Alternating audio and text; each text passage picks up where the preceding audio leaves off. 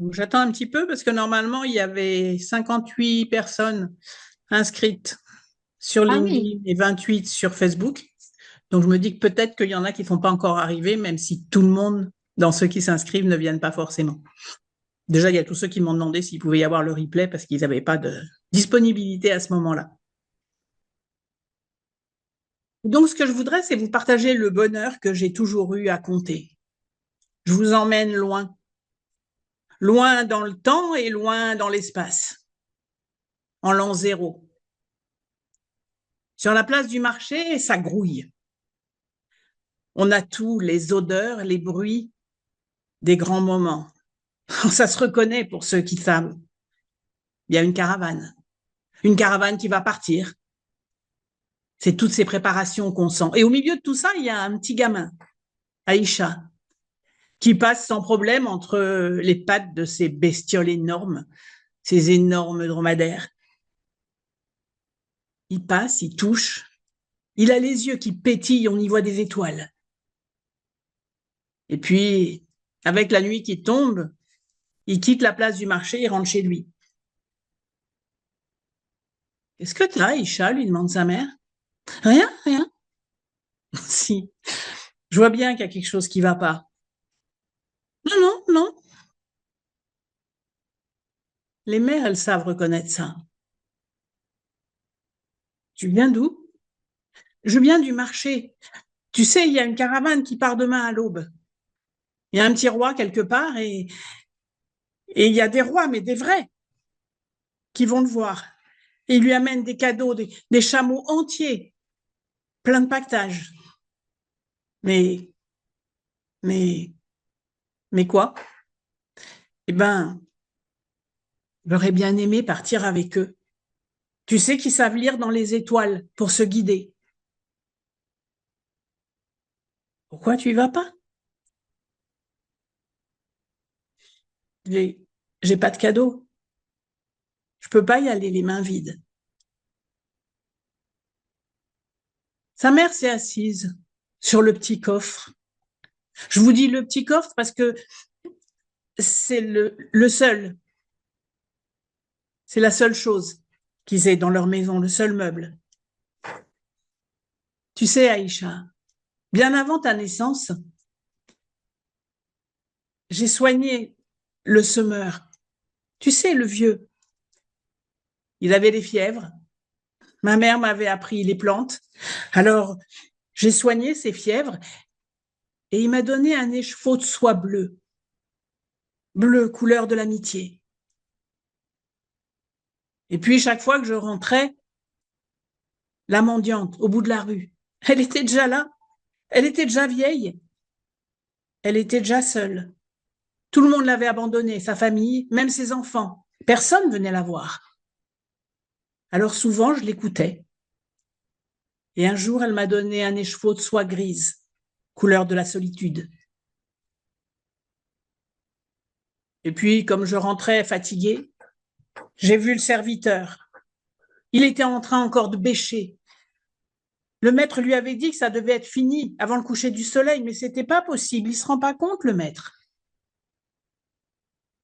Alors on a bêché tous les deux. Et puis il m'a donné un écheveau de soie jaune, couleur de la misère.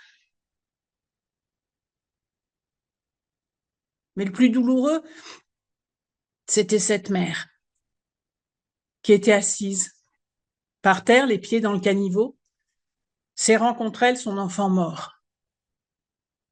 Qu'est-ce que tu veux dire à une mère qui vient de perdre son enfant? C'est la plus grande des douleurs.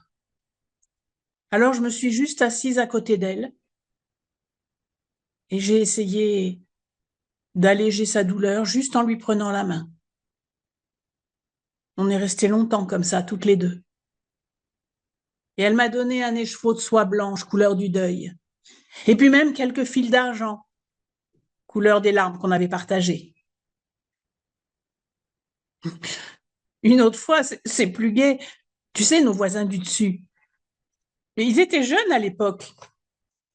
Ça a fait sourire Aïcha. C'est pas comme ça qu'ils voyaient les voisins. Et ils m'ont invité à danser, c'était leur mariage. Moi, je voulais pas y aller, mais ils ont insisté. Et finalement, j'ai tourné. Ils m'ont offert un écheveau de soie verte, couleur de l'espoir, de leurs espoirs. Et quand est venue au monde, Aïcha, j'ai tout vendu pour un écheveau de soie rouge. Et avec tous ces écheveaux, j'ai tissé. Elle s'est arrêtée.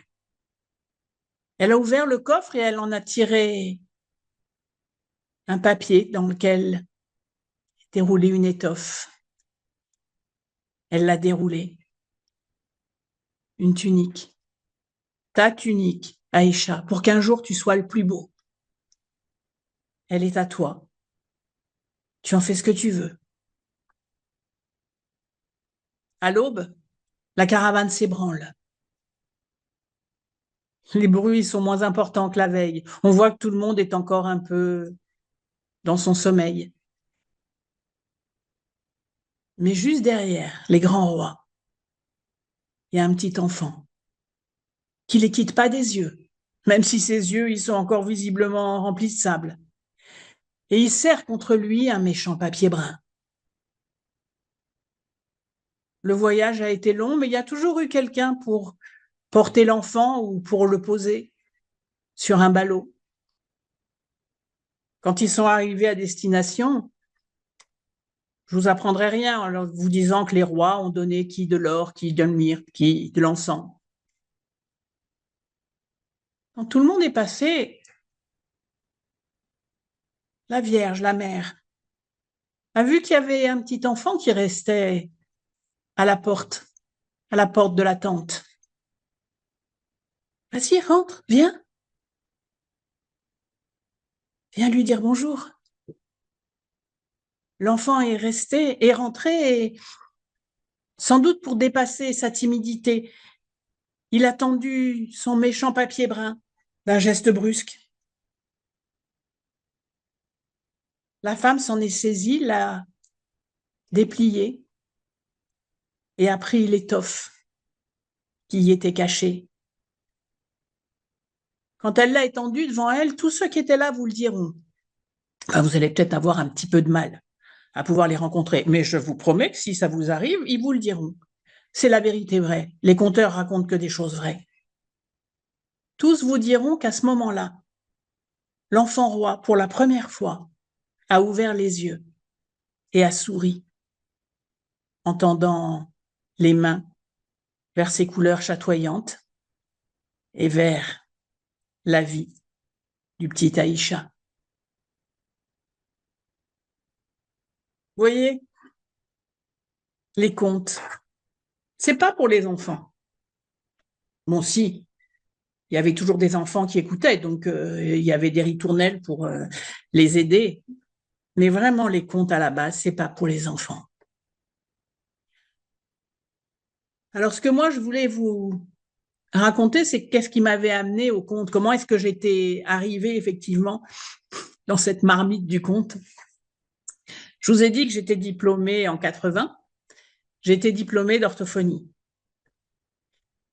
Et puis, je suis partie habiter à Rennes, retourner dans mes racines. Je m'appelle pas Guénel pour rien. Et à cette époque, j'ai été écouter avec mes enfants un conteur gallo. Le gallo, c'est le patois breton, c'est-à-dire qu'il y a la langue bretonne, et puis mais la langue bretonne, c'était surtout à l'ouest, et tout l'est ne parlait pas breton, mais parlait gallo, c'est-à-dire parlait français bien patoisant. Et en rencontrant ce conteur gallo, qui faisait mourir de rire mes enfants parce qu'il s'appelait Poulain, ça s'invente pas, j'ai été fascinée. Parce que je parle pas gallo, donc je comprenais qu'un mot sur deux, comme tous ceux qui étaient autour, à part quelques-uns. Et pourtant, on comprenait tout. Et de se dire, il y a vraiment la magie du mot. Et pour une orthophoniste qui travaille sur les mots, ça a vraiment été une révélation de me dire, mais il y a quelque chose au-delà du mot tel qu'il est physiquement, mais de ce que ça transporte. Et puis, comme il n'y a pas de hasard, et ben, on me proposait une formation au conte. réservé aux orthophonistes juste après, que j'ai suivi. Et puis, ça y est, j'avais mis le petit doigt dans la marmite. Et puis, happé par le petit doigt, j'y ai mis tout le reste. Alors, je l'ai utilisé à l'hôpital. J'étais à l'époque en pédopsychiatrie, donc je l'ai utilisé avec des enfants. Je l'ai utilisé avec leurs parents. Et puis, je l'ai utilisé en gériatrie, avec des personnes âgées. Parce que gériatrie, vous n'y êtes pas encore, c'est 75 ans minimum pour y rentrer. Et puis, j'ai utilisé en neurologie. Et puis, je l'ai utilisé même en dehors de tout cadre thérapeutique. Je l'ai utilisé en prison. Je l'ai utilisé en famille. Je l'ai utilisé en bateau, puisque on fait souvent du bateau et que très souvent, effectivement, c'est un endroit où les gens me demandent de compter, où j'ai envie de compter. Et ce qu'il y a de fou, c'est que parfois, je pense en compte. Ça me fait rire à chaque fois. Il existe des comptes sur toutes les situations de la vie. La naissance, la vieillesse, la mort, les retours de fortune, la peur, le dépassement de soi-même, l'amour, des contes drôles, des contes philosophiques. Et toutes ces sortes de contes font que très, très souvent, je m'arrête parce qu'il se passe quelque chose. Et c'est comme s'il y avait un ami qui venait, un conte qui vient en tête en se disant « Ah, ça me fait penser à ça » ou « Tiens, telle personne, je lui raconterai bien ça ». Parfois des gens qui ne me le demandent pas, donc à qui je ne vais pas le raconter. Mais c'est vrai que très souvent, effectivement, c'est cette connexion au conte qui se fait. Et ça, je trouve ça assez magique. Alors, pourquoi il faut compter? Parce que les contes peuvent transformer les individus et les communautés. Et quand je vous dis ça, c'est pas de l'intellectuel, c'est pas des mots. Enfin, si, c'est des mots, mais c'est pas des mots non sincères. Je vous ai dit que j'étais orthophoniste et à l'époque, je travaillais donc avec des enfants et en consultation externe à l'hôpital, c'est-à-dire les enfants venaient en rééducation. Et un mercredi, je vois une enfant, une jeune ado de 12 ans qui arrive, hyper perspicace comme je suis. Je lui dis « Oh, ça n'a pas l'air d'aller, toi ». Ben non, ma grand-mère est morte hier après-midi.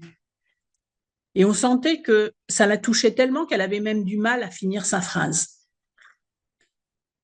Et à ce moment-là, je me suis dit, mais qu'est-ce que je vais faire avec elle? En plus, elle venait pour du langage écrit. Inutile de vous dire que je me voyais vraiment mal aller lui dire, écoute, hein, elle est morte, on va faire notre séance. Ni, oui, c'est très triste, tu dois être très triste, et effectivement, qu'est-ce que c'est triste? Et du coup, j'ai pu juste accueillir sa tristesse en lui disant que je l'entendais, que c'était souvent très douloureux de perdre ces personnes auxquelles on tient et qui sont proches de nous, et que c'est valable pour tout le monde et dans tous les temps. Et que du coup, les hommes en ont toujours parlé et ont toujours cherché qu'est-ce qui pouvait les aider à dépasser cette grosse douleur. Et je lui ai conté un conte sur la mort. À la fin du conte, elle m'a regardée. Elle m'a dit merci. Elle s'est levée et elle est partie. Je crois que pour elle, elle était venue prendre sa séance et elle avait vraiment eu sa séance. De même, je vous ai dit que je comptais en prison. Je comptais à la prison de la Santé à Paris. Et je comptais 2 fois par an. La première fois que j'y suis allée, j'en ai quand même pas très, très, très large. C'est une expérience assez importante, la prison. Déjà, vous passez par tous les bruits de cliquetis, de portes qui se ferment derrière vous. Et en plus, on vous enferme dans la salle où vous êtes. Il y avait 12 personnes et les gardiens ferment la porte et sont à l'extérieur. Je savais ce qu'ils avaient fait Enfin, je savais ce qui avait été fait.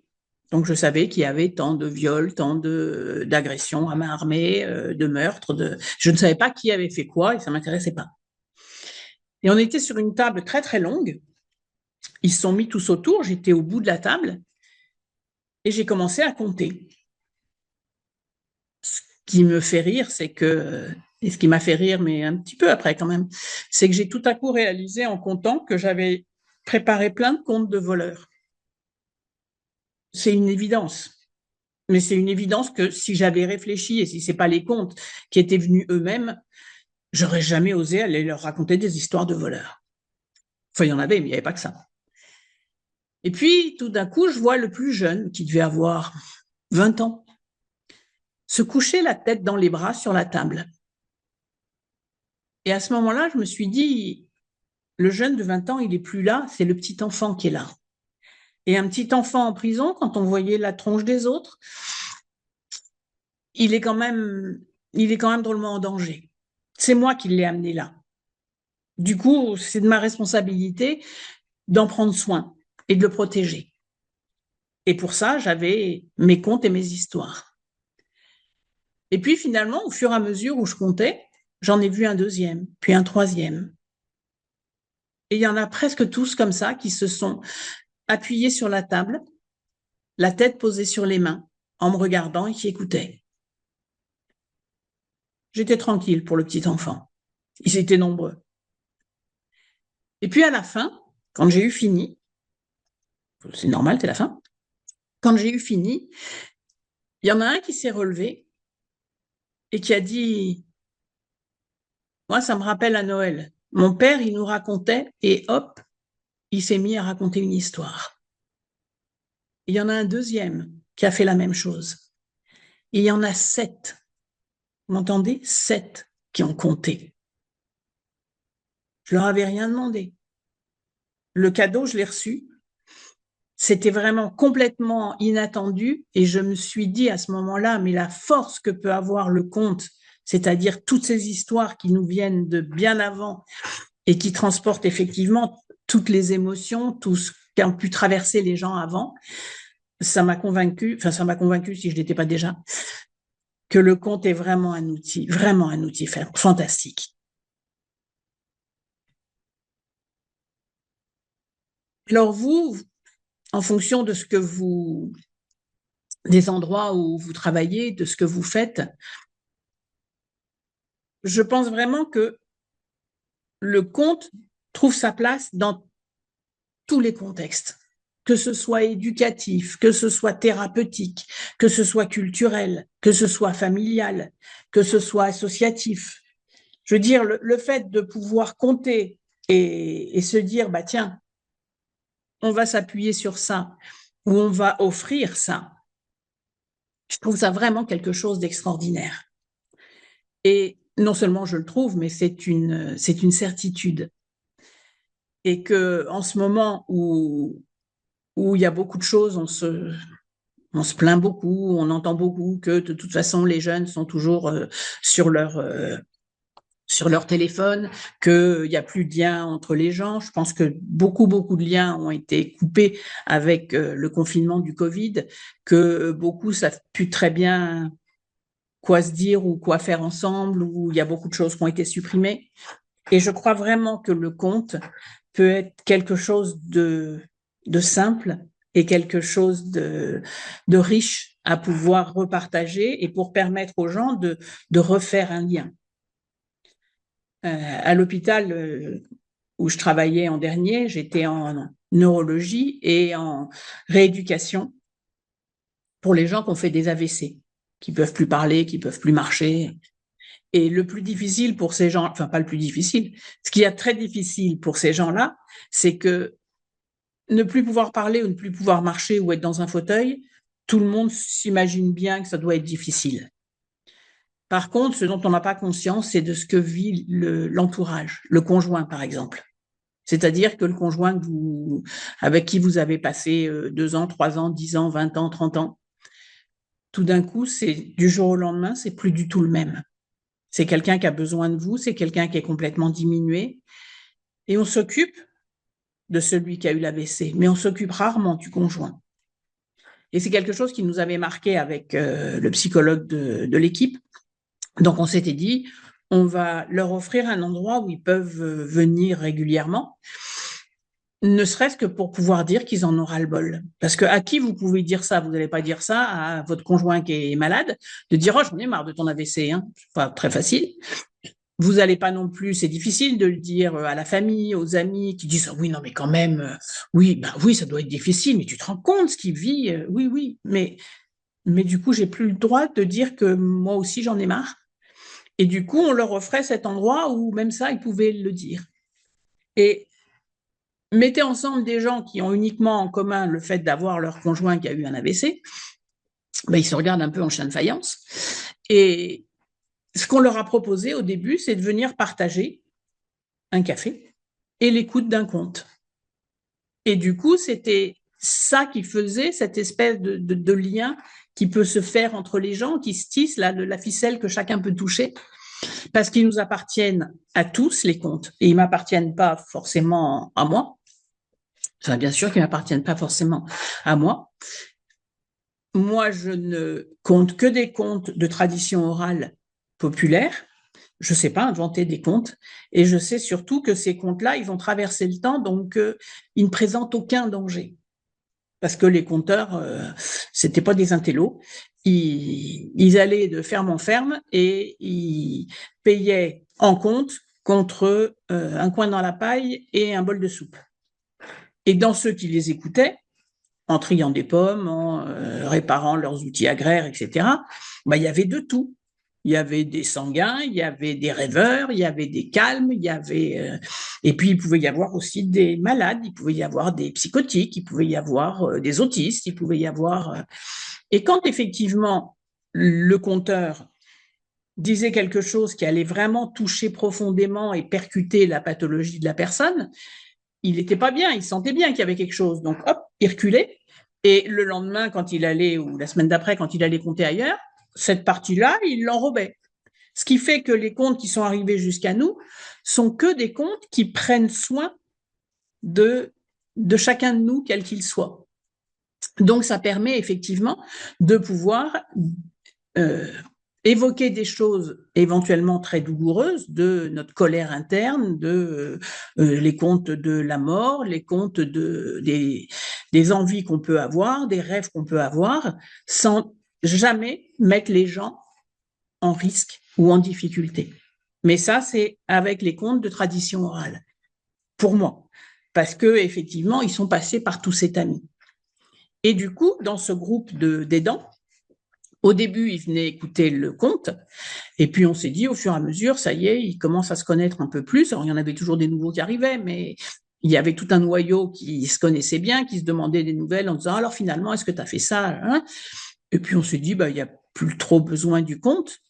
Ah bah, c'était sans compter sur les gens eux-mêmes qui disent, mais on n'a pas eu notre compte. Nous, on veut notre compte. Et qu'effectivement, ils le demandaient presque à chaque fois. Alors, sur la fin, ils le demandaient moins, ne serait-ce que parce que tous les nouveaux ne le savaient pas trop.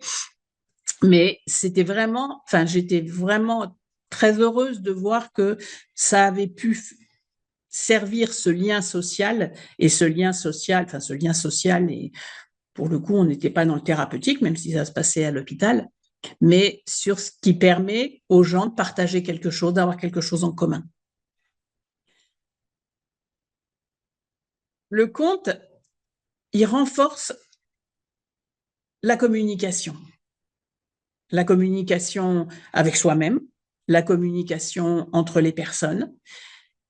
Il augmente le vocabulaire et il développe d'autres capacités au-delà du français, entre guillemets, enfin du cours de français. Et je ne comptais pas en spectacle, ça ne m'intéressait pas, ça m'est personnel. Par contre, les seuls endroits où j'allais compter, c'était les classes de mes enfants en CP et en 6e, où en France, le conte est est au programme de la 6e, mais il n'étudie le conte que par écrit, ce que je trouve vraiment dommage. Et dans la classe de ma fille en CP, la maîtresse m'avait demandé est-ce que ça pourrait être le vendredi à 3 heures, comme ça, c'est un moment où c'est plus difficile pour eux. OK, pour le vendredi à 3 heures. Donc, j'arrivais le vendredi, tous les vendredis à 3 heures. Toute la classe était nickel, assise, tous en train de m'attendre. Et la maîtresse m'a dit au bout d'un trimestre, mais c'est impressionnant, enfin même avant un trimestre, au bout d'un mois, en disant c'est impressionnant parce que vous ne pouvez pas savoir ce que je vois comme évolution dans la manière dont ils sont capables d'écouter maintenant et d'écouter tous les cours, que ce soit la géographie, l'histoire ou les mathématiques. Ils ont une capacité d'attention et de pouvoir se recentrer parce que je crois que le conte fait comme comment vous dire, comme une cape, comme quelque chose dans lequel on peut s'envelopper. Et à la fin du trimestre, elle m'a dit, pour le trimestre suivant, on garde les mêmes horaires. Pour être honnête, j'avais pas pensé aller au-delà du trimestre. Je trouvais que déjà, le trimestre, une fois par semaine, c'était bien. Mais bon, c'était demandé avec un tel sourire et elle avait l'air d'y trouver tellement de choses que finalement, j'ai compté toute l'année dans cette classe. Mais vraiment, le fait de se dire que ça développe plein d'autres choses et par exemple, pour ces petits, les contes qu'on appelle des contes de randonnée. Vous savez, ces contes où il y a un animal qui fait une chose à un autre animal, qui fait une chose à un autre animal, et puis après, on redépiote le fil de l'histoire. Ça s'appelle des contes de randonnée. Et ces contes de randonnée permettent de travailler tout ce qui est la notion du nombre, la notion du avant-après, la notion... Et toutes ces notions-là vont se passer presque sans qu'on s'en aperçoive, parce que le conte est très logique, parce qu'il est toujours construit. Il y aura jamais, dans un conte de tradition orale, il y aura jamais quelque chose qui sort, on ne sait pas d'où, et qui vient, on ne sait pas pourquoi. Le conte, il va développer aussi la créativité, parce que en se permettant de partir dans les rêves, et dans ces images, vraiment le conte permet ça. L'empathie qui va avec l'écoute, ce que je vous ai dit, c'est qu'effectivement, ça a aidé beaucoup, entre autres les enfants, mais les adultes aussi, à travailler sur l'écoute. L'empathie qui va avec se voit souvent dans le fait que partager la même nourriture, c'est de la nourriture orale, le conte. Partager la même nourriture fait que on est attentif aux voisins et que, toujours dans cette fameuse classe de CP, il y avait un petit gamin que, à l'heure actuelle, excusez-moi, c'est mon ordinateur qui me dit que je suis restée trop longtemps devant mon écran. Que ce petit gamin était très, on l'appellerait hyperactif maintenant, parce que cette classe-là, c'était il y a 30 ans, 25 ans. Et au début, on le voyait qui se levait, alors la maîtresse était très gênée, je lui dis, mais c'est pas grave, vous inquiétez pas, laissez-le. Donc finalement, il s'est senti un petit peu moins coincé. Et au fur et à mesure, tous les autres se mettaient autour de lui pour qu'il y en ait toujours un qui le touche, éventuellement avec son genou ou avec son pied, pour lui permettre de se poser et de continuer à écouter. Et on voyait dans le regard du petit enfant quand il se tournait vers les autres que c'était pas du tout arrête de me toucher avec ton pied, mais c'était je te remercie d'avoir ce contact qui me permet de m'ancrer et continuer à écouter. J'ai une autre anecdote sur l'écoute qui me revient. Je travaillais plus tard à l'hôpital en pédopsychiatrie, donc le psychiatrie de l'enfant, et on faisait des groupes contes parents-enfants. C'est-à-dire que des gens qui venaient en nous disant « Mon gamin, il n'arrive pas à apprendre à lire » ou « Il n'arrive pas à l'école » ou « Il n'arrive pas à grandir », on lui disait en gros « Venez écouter des contes avec lui, ça ira mieux ». Alors je vous rassure, on enrobait un peu plus ça, on leur disait pas brut de décoffrage, mais en gros, le message, c'était ça. Et ils venaient donc, une fois par semaine, en groupe, écouter un conte avec leurs leurs enfants et puis travailler après dessus.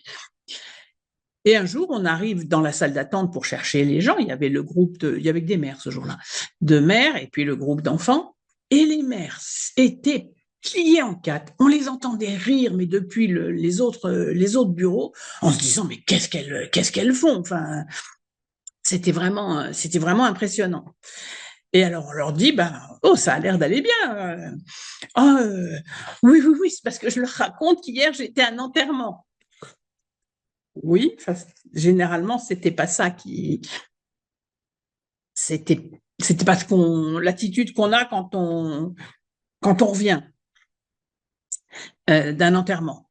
Et ils disent, oui, parce que ce que je leur disais, c'est qu'en fait, le curé, quand on écoute, c'est vachement intéressant ce qu'il raconte. Oui. Et puis, ce que je me suis dit, c'est qu'en fait, tout ça, c'était grâce au groupe Compte. Parce qu'autrement, j'aurais jamais écouté, hein. Alors, sachez qu'effectivement, les comptes peuvent avoir cet avantage-là de permettre aux gens d'aller à un enterrement et de trouver ça intéressant. S'il n'y avait pas eu cette expérience, je crois que je n'aurais jamais pensé dans un webinaire à vous dire, et surtout les comptes sont intéressants pour ça. Donc, effectivement, dites-vous que les comptes vont toujours pouvoir aider. Et que les contes vont déjà vous nourrir, vous, et nourrir après ceux à qui vous allez compter. C'est pour ça que je ne sais pas si vous aviez vu sur les réseaux que je proposais de pouvoir se former au compte. J'ai appelé ça oser compter parce que je trouve que l'intérêt de la formation, c'est de pouvoir effectivement compter. Il y a 30 ans, j'ai monté un groupe de compteurs dans la Manche. C'est une de mes fiertés parce qu'il existe encore. Et vraiment, ce qu'on essayait de faire, c'était que compter soit quelque chose qui nous fasse plaisir et qui soit facile. Alors je me suis dit, ayant l'expertise du compte, ayant l'expertise de l'enseignement, parce que j'ai enseigné à la fac, et surtout l'envie de transmettre, j'ai conçu cette formation depuis 3 ans pour qu'en 3 jours, on puisse explorer, découvrir, ressentir et faire sien le compte.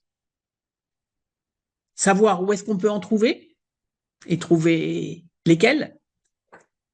Savoir comment le transmettre, comment le rendre vivant, parce qu'effectivement, il y a des compteurs où on se dit, mais c'est quand que ça finit?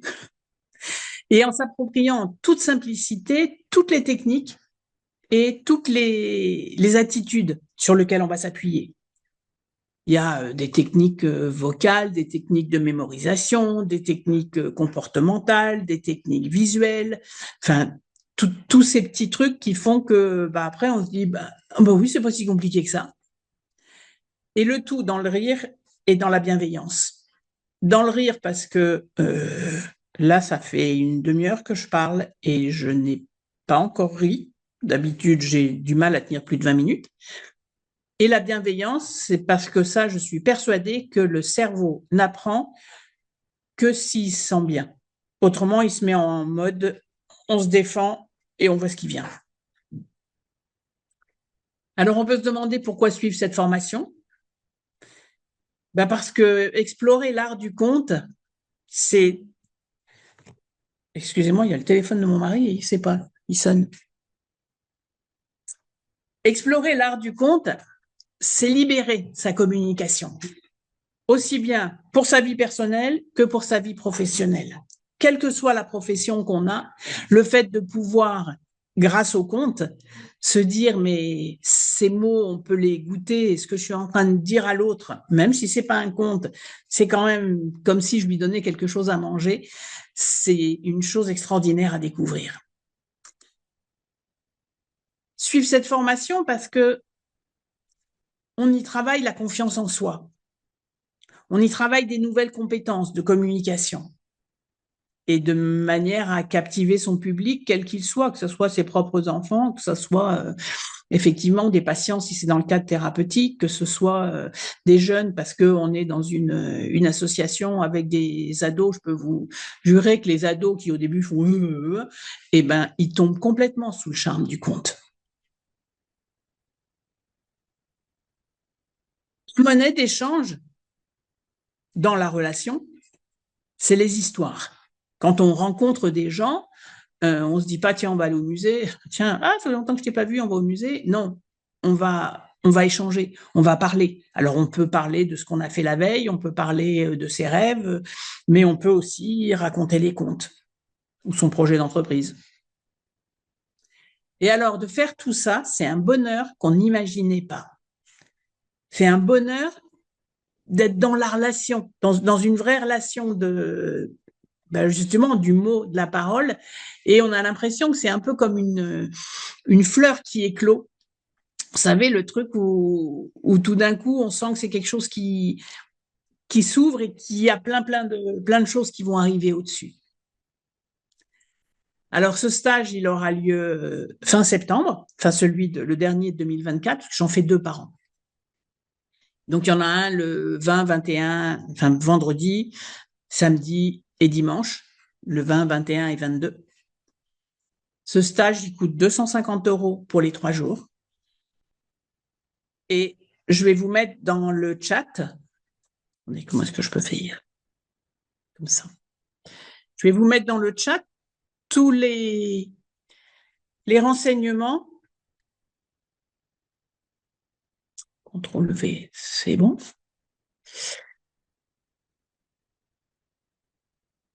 Voilà.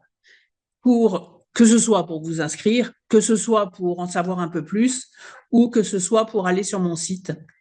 Et sur le site, vous pouvez, si vous voulez, laisser votre mail pour avoir les dates des autres, être tenu au courant, les dates des autres stages qu'il peut y avoir sur le compte ou sur autre chose. Alors, par expérience, je vous conseille, si ça vous intéresse, de faire un copier-coller de ce que je viens de vous mettre sur le chat, parce qu'une fois qu'on ferme le Zoom, et ben tout ça, ça disparaît.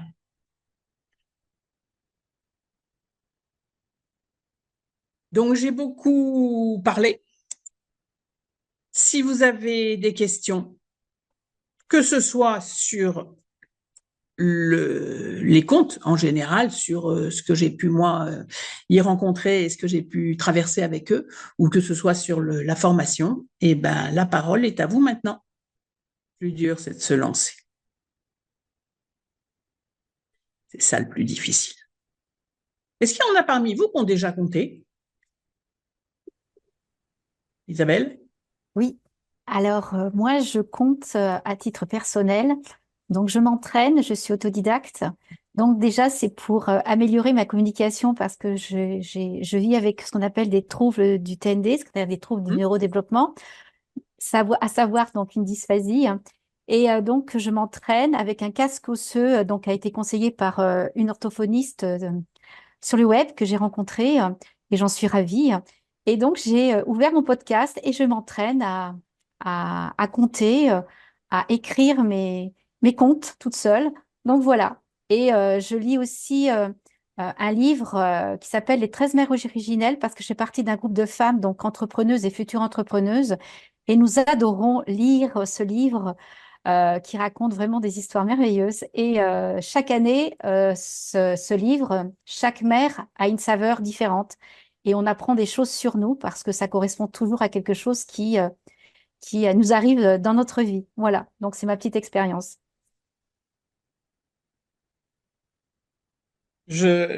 J'envisage de faire une formation de compteur pour les patients aphasiques. Alors, il y en a qui sont tellement aphasiques qu'ils ne peuvent plus parler du tout. Donc là, c'est un petit peu compliqué. Ou avec une communication alternative, c'est aussi un peu compliqué. Mais tous ceux qui ont retrouvé un peu la parole, mais qui ont du mal, je me dis, c'est le plus important, c'est de retrouver le plaisir. Et le plaisir, justement, goûter les mots, de trouver que parfois c'est pas avec les mots, mais c'est juste avec le regard ou c'est juste avec l'intention qu'on peut s'exprimer. Et du coup, je suis en train de tourner ça dans ma tête pour pouvoir effectivement le monter avec des groupes d'aphasiques. Je sens que je vais le faire. Une belle idée, en tout cas. Une fois que c'est parti, je sais pas quand, mais je sens que je vais faire ça. Est-ce qu'il y a des choses qui vous ont paru bizarres dans ce que je vous ai raconté? Enfin, bizarres ou étonnants ou surprenants, à défaut de...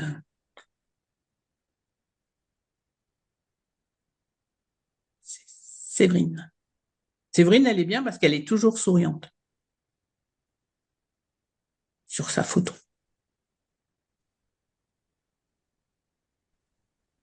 Moi, je voulais juste un petit témoignage et puis dire merci. Moi, ça m'a donné beaucoup envie. Ça fait 20 ans que j'ai envie de compter, je crois. En fait, j'ai été instite et dans ma formation d'IUFM, une ancienne instite était venue compter avec son petit univers, voilà. Et je m'étais dit, waouh, c'est ça que je voudrais faire dans ma classe.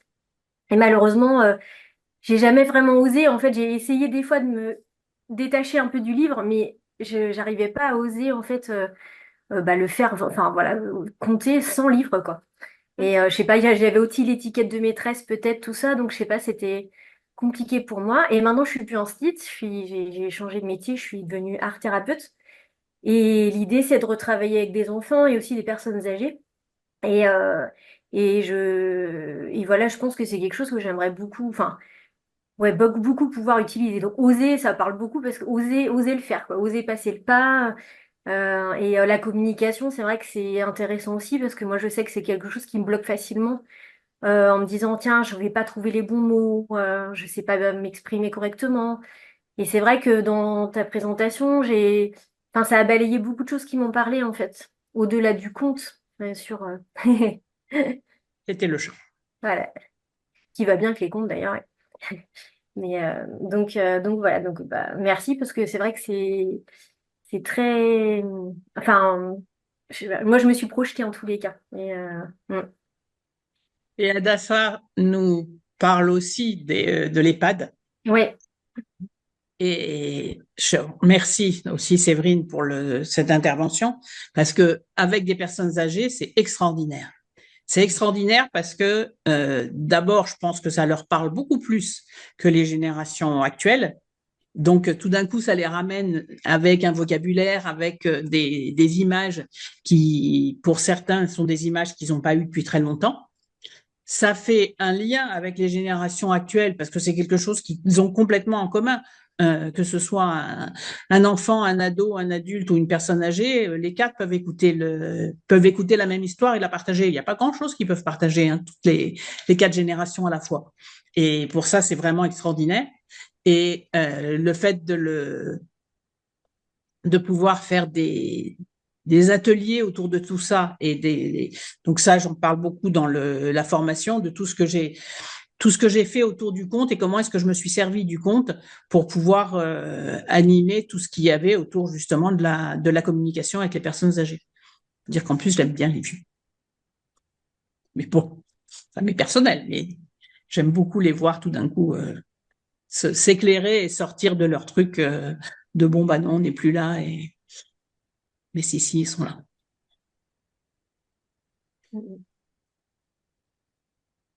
En tout cas, vous avez maintenant mes coordonnées.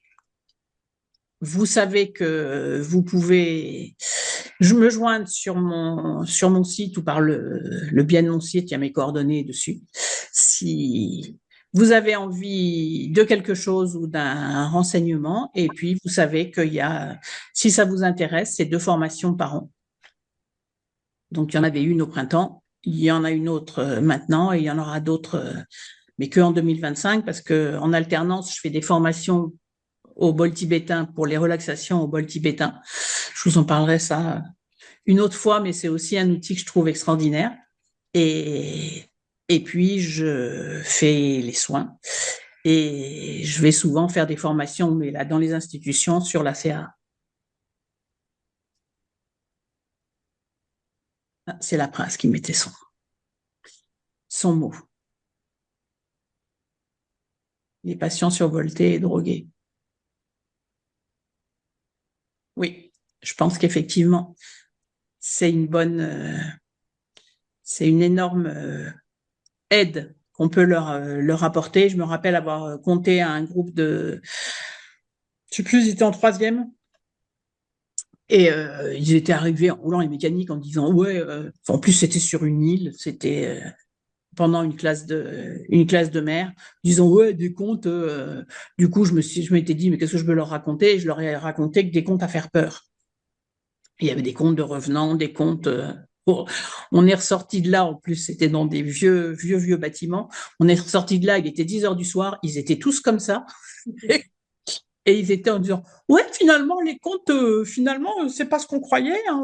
En fait c'est bien les contes mais ça fait un peu peur quand même les contes et effectivement n'importe quel on peut vraiment toujours trouver par les contes. C'est ce que je trouve extraordinaire de cet outil, ce copain. Pour moi c'est vraiment un copain quelque part, le conte avec un grand C, c'est de pouvoir justement parler à toutes ces populations quelles qu'elles soient.